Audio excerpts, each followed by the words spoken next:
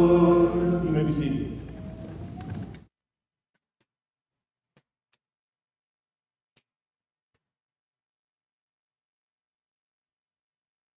All right, who was the young? It had to be a young voice. Who was the young voice that was shouting hallelujah over here? Oh yeah, yeah. You can come to my party anytime, buddy. I'll tell you, I was sitting over there, kind of getting ready and everything, and I kept hearing it. I'm thinking, yeah, I like that kid. You want to preach? I think you. Yay, he's ready. So that's a great way to start. Um, I got to admit this for me for writing a sermon. It's weird because I kind of nibble at it through the week. I chase squirrels a lot, and this gives me a chance to chase squirrels and then come back to reality and kind of keep writing. And this one was hard because I wanted to say something, but I didn't know what I wanted to say. And every time I said it, it didn't come out the way I wanted to say it, and pretty normal. And at some point, I'm like, I'm just not sure that this is where I need to be right now. So like Friday, kind of like I'm gonna go a different way. I'm gonna go a different way. It just didn't feel right, and but then sometimes you need to be speaking about what you're thinking you need to be speaking because certain things happen, and a lot of things have been rough lately. I'm kind of jumping around a little bit, but it's just been rough. Life's been hard, and there's a lot of stuff going on, and a lot of sickness and money worries, and all the time you get a high, and then all of a sudden it's followed by a low, and you feel like you just want to stay on that high. You just want to stay up there and just celebrate, but you can't because it just collapses in front of you, and then you're back down, and so it's just been hard. So I'm like, I want to say something. How do I say something? I'm not sure what to say. Something. Then I back off of it. I'm not going to say it. I'm going to do something else. And then Friday, like I said, I switched my sermon up Friday night because I'd written, work done, and Amber and I decided to go out to eat because Jacob's gone and Lael's gone, and we decided to go out to eat, and we drove way up north of Springfield to a little diner, and not after we ordered and sat down, I get a call. And my daughter's in Memphis. She went down there at the end of last week, spent a few days with some friends, and I noticed it's a 901 area code. It pops up Memphis, and I'm thinking, uh-oh, that's weird. So of course it gets my attention, but so I just answer it, and it's her, and she's frantic, and don't be alarmed, everything's good. But she said, I just got robbed. And I'm like, this is not what you want to hear, especially when you're, and she's like, I need you to get home. I mean, I'm like, I'm just trying to figure out what's going on. And what had happened, she had pulled in to get gas at a gas station. We talked about this the first time she went to Memphis, but she pulled in to get gas at a gas station, got out of a car, took her debit card with her, but somebody had realized, or she didn't realize that someone had jumped in her car, maybe to steal it or whatever, I don't know, but grabbed her purse and her belongings and just jumped out and ran, got in a car, and they sped away. And so she's calling me frantic, and I'm checking on her because I can't tell if she's where she's at, and it's just like, what? And I spend the rest of the time, food inside, it's getting cold, I'm outside trying to figure things out. First thing I say to her is, stop talking to me, call the cops, because she hadn't called the cops yet. I'm like, I'm not going to chase them down, babe. I'm in Missouri. And so it's just like, it's just crazy. It's just crazy. So they got away with $20. That's all she had, and we had to replace a very expensive key, a very expensive phone, and cancel a bunch of cards. And I went home and thought, nope, I think I'm supposed to preach this. And it has been hard. Things have been hard. I know there's a lot of you that right now, if I said, hey, open mic, let's come up and talk about our hard, we could go forever. There's been so much hard. There's been so much blessing. But when hard happens, it often just morphs and pushes that away. And the devil's very good at trying to get us to not see the good. But there is good. But life has been rough. There was a cartoon I saw many, many years ago. And it was a pretty cool cartoon. I didn't really understand it as much until later on in life. But it was a picture of a cartoon dad. And you could just tell he's very disheveled. And you could tell he's freaking out and kind of stressed and stuff was going on. And then there was a next picture, you see this little boy kind of walking into the room, and you see the dad just staring at him, and like it's grandparents and the mom, they're all going rushing to him because he's so happy. And the cartoon said, I wish I were a little child so I could just go take a nap, and when I get up, everybody is so proud of me and thinks the greatest.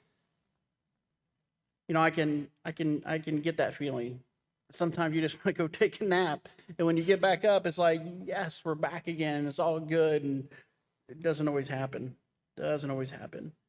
But I will say this: when things get messy, when life gets hard, man, the doubts just start coming. I mean, they flood in. I mean, all those negative thoughts, all those worries, all those concerns, and if this is, and if it's not, and I mean, it just gets crazy hard. A good friend of mine came in this last year and lived here for a little while, and then moved away again. And one morning we went to breakfast together real early, and I recalled a lot of that conversation because it's a normal conversation we always had. He knows me very well. I know him very well. We don't get to spend a lot of time together. It doesn't really matter. We know a lot about each other. And it was a very weird conversation because I'm sitting there talking about all the things that he's gone through, and he's gone through a lot. And he's got multiple things. I mean, just craziness. And he's doing the same thing back to me. And he's talking about my stuff and this stuff. And it's weird because normally it's like I'm talking about my stuff, he's talking about his stuff, and that's not at all how it was. I was in amazement at him, he's kind of amazement at me, and we're both just back and forth, and this whole conversation kind of went this way.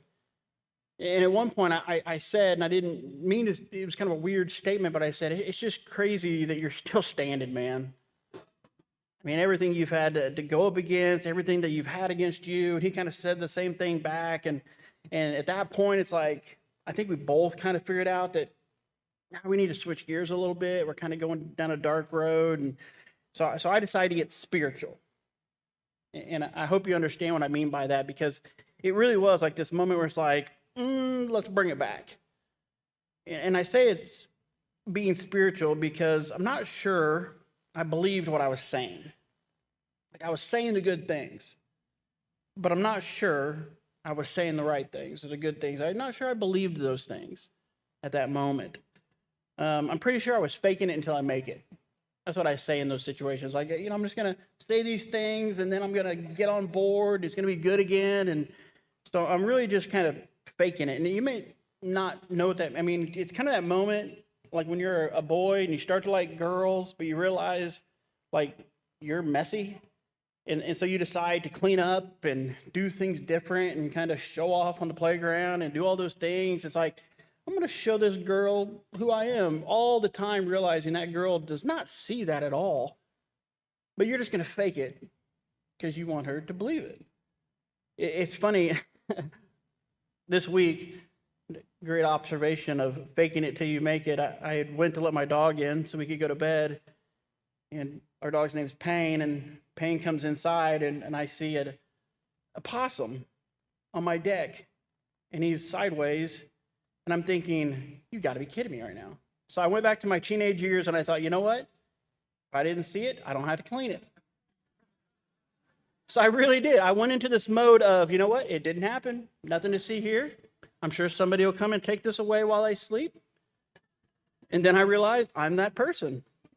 So I did. I went, took care of some stuff, came back out of the bedroom, put the dog away, because as soon as he hears the back door, it doesn't matter what's going on in his life, he's going out.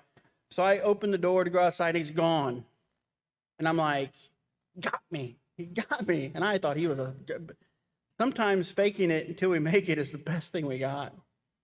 And it may sound weird when you say it about spirituality, but sometimes you just got to sell it and sell it till you get back on board and get that strength again. So trying really hard. I really am in this conversation. I'm trying really hard to start saying a lot of those things like, God's got this. God's going to take care of this. We're going to come out better. We're going to be stronger. God has a plan. We just don't see it yet. And so we're saying all those things, but, I don't know if I believe it. I'm just kind of hanging on it. I'm kind of saying it with a hoping ending to each of those statements. And at the end of the conversation, this is where this sermon comes from. He said, I don't know, man, it's just a mess. And that just kind of stuck with me. It is a mess. When you have all these things going on and your mind's chasing and you're wondering and you're worrying, doubt is taking over, and it's just such a mess. Here we are, two longtime Christian men, fathers, husbands, leaders, active in our churches. I'm a minister. He's very active in his. But man, we sure don't sound like it. we sound messy. We sound like we're in the midst of a mess and we're trying to figure it out. I want everybody to think for just a second. I want you to think about one thing that has stressed you out, that has been a struggle, a trial, or whatever it may be. And for some of you guys, you may have to really think. And for some of you guys, it's like, I got it. Think about what's going on, and especially all those waking hours and just churning and churning, and you're not finding the answers, or you're still trying to figure out what to do, and you don't know what to do, and you just keep going and keep going. For some, you may be thinking about family. For some, you may be struggling with a relationship, someone close to you, somebody maybe not close to you. Maybe it's how you are dealing with parenting. Whew, it's a mess. Maybe some of you guys are thinking about your own parents getting older. Maybe you're struggling within your own marriage right now. Maybe it's with finances, because there's never enough. Or maybe it's a major just repair, a car, home, something that needs done, and you don't have the money, you don't have the time, and it just eats at you. And maybe you're trying to retire, and the money's just not there, and you don't know if it ever will be, and it just seems like so much. Maybe it's your job, coworkers. I know it's mine. No, I'm just kidding. For some of you, it may be a huge health medical monster. Out of your hands, nothing you can do. Maybe even today, just to get here, to get dressed, to roll out of bed, to do all those things, to come and sit here, took everything you had. And trust me, I know there are people like that. I've been that person. You know, life is messy, and sometimes our faith, it gets messy also. It just does. One of the Old Testament pillars, Abram, who became Abraham, one that the Apostle Paul wrote about in Romans chapter 4, Paul placed Abraham as a pinnacle on top. Paul placed him and said, and actually his words were credited to him in his righteousness. I'm not sure. Paul was trying hard to give him credit for who he was. But the funny thing is Abraham spent a lot of his years walking through messy. We know so many of those stories, but the reality is from the beginning, God had called Abraham. I love the word called in the Bible because we can read it and we kind of move on. But the reality is this is an appointment that God says to Abraham. Abram at the time, and he promises him, and he sends him to the land in Genesis chapter 12, and this is his great promise of what he's going to do for him. But of course, we know the story doesn't go well. After a while, the severe famine had forced Abram and his wife Sarah, and in desperation, they had to leave this promised land, this place that God had called him to. I mean, these are things that he could not have dealt with. And he decides to escape to Egypt, hundreds of miles away from where God had called him to be. As part of that relocation, God's promised land, Abram creates this great plan to find favor in Pharaoh because he's not going to get away with it any other way. In his head, doesn't matter if he's called by God, but he's up against Pharaoh, and he decides to claim that his wife is his sister. I mean, he had to do what he had to do, right? I mean, he had to betray his wife, create a huge lie, bring God's wrath upon a multitudes of people. Abram definitely creates a mess. It's the right thing to do versus the wrong thing to do, but the right thing is too hard. And the wrong thing, he saw outs. So he decides to do the wrong thing. And we know when we decide to do the wrong thing, maybe it'll come early, maybe it'll come late. But bad things usually come. Later, after God reiterates, and I really do love that word because I think God is continually reiterating to me over and over and again my promises and blessings. But when God reiterates the divine promise once again to Abram and Sarah, that they will indeed have a child.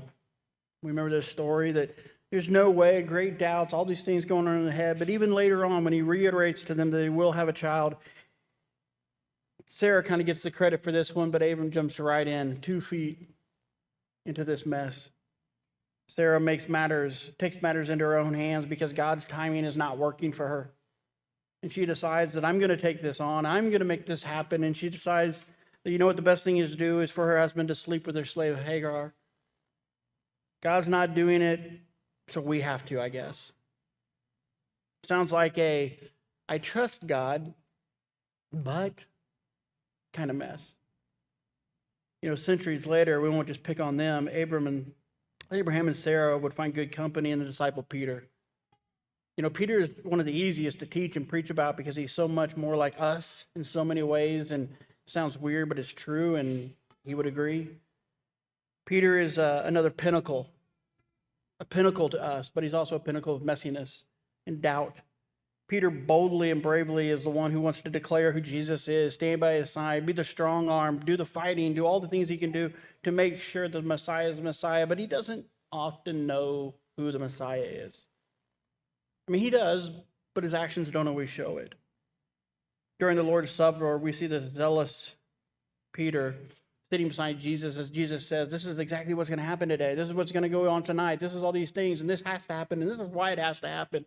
And when it comes time for it to happen, Peter jumps in, zealous, ready to go, forgetting everything that's been told to him, and cuts off the ear. And if it wasn't for God doing a Savior's surgery, it would have been all for naught. Peter would have done so much damage because he did not trust what God had told him. He did not believe that Messiah was Messiah, and this is what the Messiah's job was to do. He put so many things at great risk. And then there's a seemingly harsh response. There's so many things in the Bible I don't want said to me. I do not know you. Oh, that one's haunting. And then this response that Peter was to get to this person that he has stood next to, so zealous, so strong. Get behind me, Satan. This is one of those I know better than God kind of messes that we get ourselves into. Peter is definitely doubting who Jesus is. Because if he didn't, he would have known that this was to happen. You know, Peter just can't get a break because we can't forget about the triple denial of ever even knowing Jesus as he's there on the cross. You know, we're always going to get into a huge mess when we choose temptations, the world, what is right, what is good, over what we want. When we try to save ourselves and get out of a situation, and God is there saying, do what's right, do what's right. We're always going to find, you know, there's a great lesson that I want you to take today in today's stories, that even in spite of the messes and the doubts and all the things that make our faith sometimes just not look strong and there, and all the things that life will throw at us, that God is always faithful. God is always there. He's always forgiving. He wants nothing more to do to say to you, you're redeemed. He wants to reiterate to you and to I and say, we are good. Let's go. Abram goes on to be the father of many nations. Peter witnesses the resurrection, and now he's called the Rock by Jesus himself. He builds his church upon Peter. These great pillars that even had messiness. So, about a year ago, or a year and a half, actually no, it was much longer than that. I sat with Hillary Story for lunch. Don't get to do that very often anymore, and it was a rough time, and we're talking, and he can kind of tell, and I know Hillard pretty well, and I put Hillard up there. You know, he is Abraham, he is Peter, that dude is, he's a pillar to me. And I remember talking about my stuff and just, stuff that's going on, and it's not good. At this moment, I can tell you right now that it was like ministry, I don't know. I've done this for so long, and I just don't know. I'm feeling like, you know what, I got a lot of stuff that just doesn't make me worthy of this.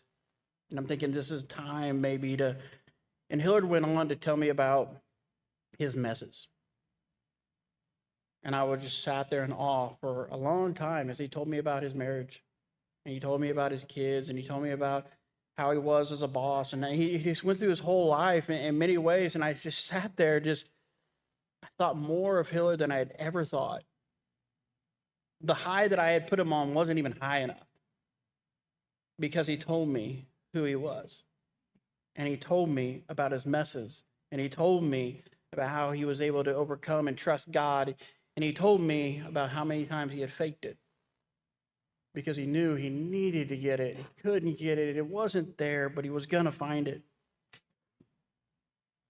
Here lies the place in what we're talking about today that's for you. I got to ask, do you believe that God has called you? I know that's weird to say, called you. We think of the Bible, we think of some big words, but the reality is, do you believe that God has called you? Called you means to separate you out. Do you believe that God is saying to you, is trying to encourage you to do more, be more, and to use your messes? Because it's exactly what he did with Abram and Peter. Do you believe that God has a plan?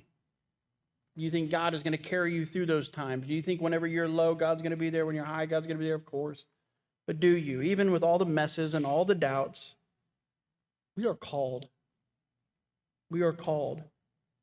You know, when things are great, sunny days, sunshine and rainbows, sprinkles on your ice cream, when everything is going perfectly well in your life. But we're also called when our messes and when our thoughts and our doubts, when there are no rainbows, there are no sprinkles, there are no good, it just feels like there's very little sunshine, we are called.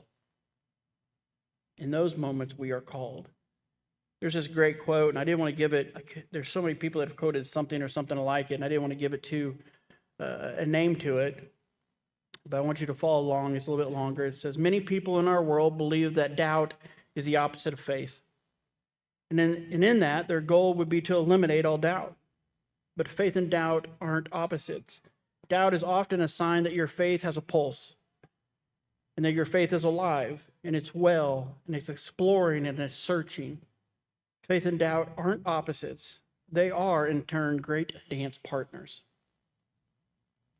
I've always loved that quote, and parts of that quote I remember, and I forget the whole quote, but I love that quote because it shows even me that I have a part in this, and all my messes and my doubts and all the things that hurt and struggle, that I still have a great voice, and I'm still able to be used by God in all my messiness.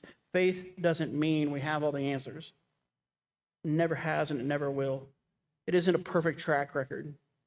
People with perfect track records aren't great testimonies to me, man. It's the ones that I know I've wallowed with in the dirt sometimes, and I've hurt and I've struggled, and those are the ones that I want to follow in their track records. Faith that is full of doubts and questions and uncertainty. Faith that sometimes may even be faking it, knowing that if you keep, maybe you'll start making it.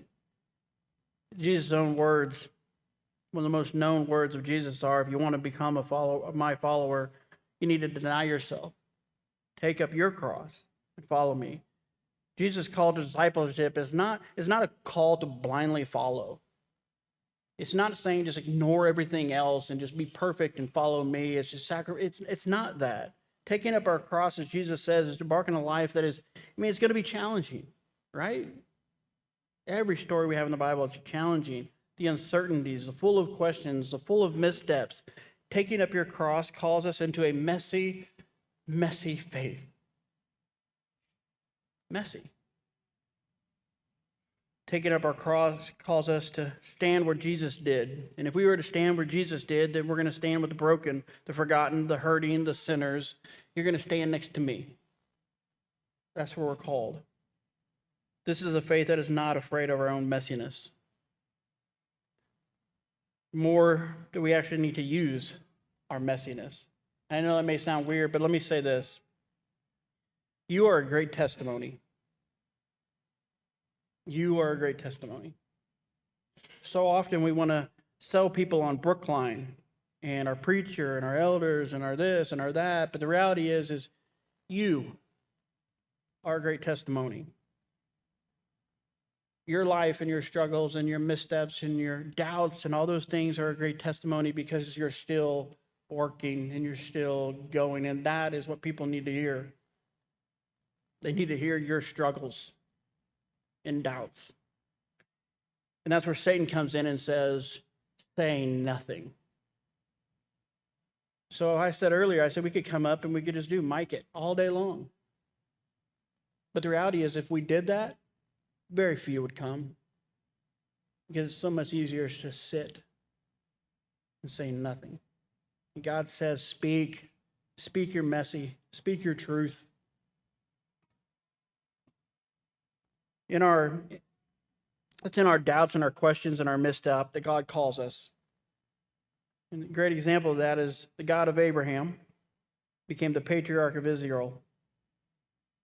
The God of Sarah laughed in the face of God and promises that seemed too big, the God of Peter who couldn't understand that Jesus was truly the Messiah, and the God of us, the imperfect and the flawed and the messy that we are. I want to end with this. Don't forget your testimony, because all these people became known for their testimonies and who they became because of their messiness. I want to implore you to tell your messy stories to anybody that will hear, because you will be able to give more of Jesus to them in your story. Tell them the truth of who you are and why you are and how you got on this road and why you're on this road and why it's a struggle to stay, but you're going to stay. Tell them your story. We cannot wait till we have it all together. So many years ago, I remember it's like, you got to get it all together, make it look good, because if it doesn't look good and then you go try to do it, it doesn't connect. And God doesn't say it. Don't connect. Tell. Jesus calls us to start now, as we are, the experience we have, the lives we live, and all of our truths, to tell who we are. For the sake of the gospel and for the sake of a hurting world that need to know who God is and God's love, your story, your mess is going to be the best story you could probably give them. It'll connect to a God who wants to redeem, who wants to forgive, who wants to send people on a life that they never expected to have, even though it could be messy. What can we do for you today? Can we help you and pray for you? Can we be there for your struggles? Can we help you through your struggles? Can we the best thing, immerse you into the waters of baptism? Can we wash away those sins? Can we give you the anew, invite you to a Christ that says to you, come, let's do this, and let's do this together? What can we do for you today? If there's anything we can do, we just stand now as we sing. There's a great